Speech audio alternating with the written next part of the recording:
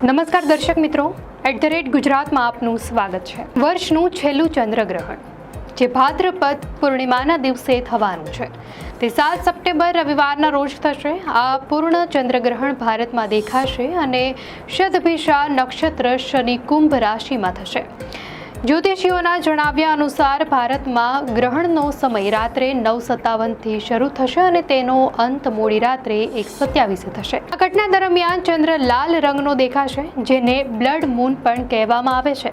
આ ચંદ્રગ્રહણ 3 કલાક 28 મિનિટ અને 2 સેકન્ડ સુધી ચાલશે। ચંદ્રગ્રહણનો સૂતક કાળ 9 કલાક પહેલા જ શરૂ થઈ જાય છે।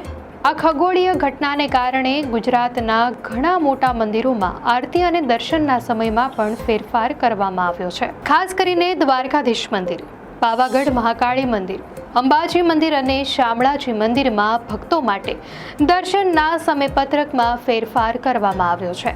વાત કરીએ દ્વારકાધીશ મંદિરની, તો દ્વારકાધીશ મંદિરમાં 7 સપ્ટેમ્બરના રોજ દૈનિક કાર્યક્રમમાં મોટો ફેરફાર કરવામાં આવ્યો છે।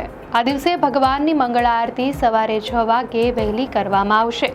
સવારથી બપોર સુધીનો કાર્યક્રમ સામાન્ય રીતે ચાલશે અને શ્રદ્ધાળુઓ માટે દર્શન ખુલ્લા રહેશે। જોકે બપોરે 1:30 વાગ્યે ચંદ્રગ્રહણના કારણે મંદિરના દ્વાર બંધ કરી દેવામાં આવશે।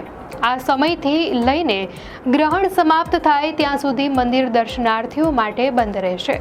આ પરિવર્તન ફક્ત 7 સપ્ટેમ્બર માટે જ છે।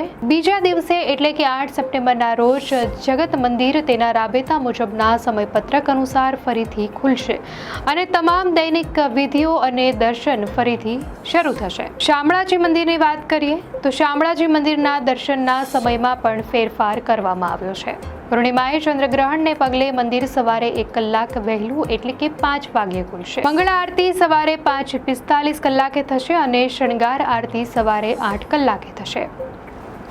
રાજભોગ ધરાવતા માટે મંદિર સવારે 10 કલાકે બંધ થશે અને રાજભોગ આરતી સવારે 10:45 થશે। મંદિર સવારે 11:30 કલાકે બંધ થશે અને ફરીથી બપોરે 12:45 કલાકે ઉત્થાપન માટે ખુલશે। સંધ્યા આરતી સાંજે 4:30 કલાકે અને શયન આરતી સાંજે 5:30 કલાકે કરવામાં આવશે। અંતે મંદિર સાંજે 6 કલાકે બંધ થશે। પૂર્ણિમાના બીજા દિવસે મંદિર પ્રક્ષાલય બાદ દર્શન રાબેતા મુજબ થશે।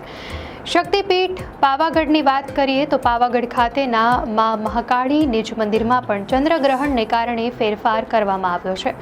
7 સપ્ટેમ્બર રવિવારના રોજ પૂનમના દિવસે સવારે 5 કલાકે આરતી થશે। ભક્તો સવારે 5 કલાકથી બપોરના 12 કલાક સુધી જ દર્શન કરી શકશે।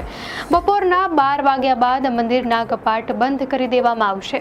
બીજા દિવસે 8 સપ્ટેમ્બરથી સવારે 6 કલાકથી મંદિર રાબેતા મુજબ દર્શન માટે ખુલ્લું રહેશે। અંબાજી મંદિરમાં પણ ભાદરવી પૂનમના મેળાના 5મા દિવસે ભક્તોનું ઘોડાપૂર ઉમટ્યું છે। ભાદરવી પૂનમે ચંદ્રગ્રહણ હોવાથી મંદિર વહેલા બંધ થઈ જશે। 7 સપ્ટેમ્બરે બપોરે 12:30 કલાકે મંદિર બંધ થશે। આ સમય બાદ શ્રદ્ધાળુઓ ધ્વજારોહણ પણ નહીં કરી શકે, પરંતુ સાંજે 5 વાગ્યા બાદ મંદિર દર્શન માટે સંપૂર્ણપણે બંધ રહેશે। દર્શક મિત્રો, આ ફેરફારો ભક્તોની સુવિધા માટે કરવામાં આવ્યા છે, જેથી ગ્રહણના સમયે કોઈ મુશ્કેલી ન પડે અને ધાર્મિક વિધિઓ યોગ્ય રીતે જળવાઈ રહે। દર્શક મિત્રો, આ માહિતી આપને કેવી લાગી? આપની પ્રતિક્રિયા અમને કોમેન્ટમાં ચોક્કસથી જણાવશો અને જો આપને આ વિડીયો સારો લાગ્યો હોય તો વિડીયોને લાઇક કરો અને ચેનલને સબસ્ક્રાઇબ કરો।